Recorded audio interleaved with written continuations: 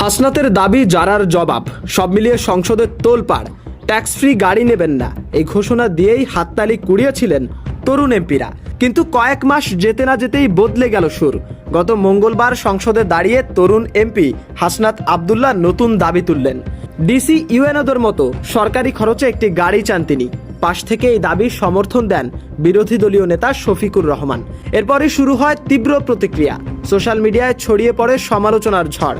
বিশেষ করে ডাক্তার তাসনিম জারার একটি পোস্ট ব্যাপক আলোচনার জন্ম দেয়। তার প্রশ্ন, যেখানে শিক্ষকরা বেতনের জন্য আন্দোলনে, রোগীরা হাসপাতালে সিট পায় না, সেখানে এমপিদের অগ্রাধিকার কেন নিজের সুবিধা?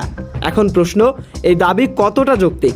হাসনাত আবদুল্লাহর যুক্তি হলো, তিনি বিলাসবহুল গাড়ি চাননি, চেয়েছেন সরকারি কাজে ব্যবহারের জন্য একটি গাড়ি। কিন্তু সমালোচকরা বলছেন ভিন্ন কথা।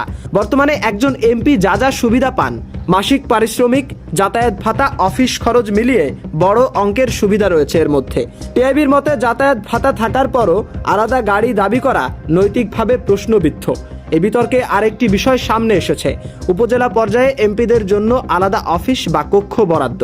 বিশ্লেষকদের মতে এতে স্থানীয় সরকারের স্বায়ত্তশাসন ক্ষতিগ্রস্ত হতে পারে। সব মিলিয়ে প্রশ্ন একটাই, জনগণের টাকায় এই সুবিধাগুলো কতটা প্রয়োজন?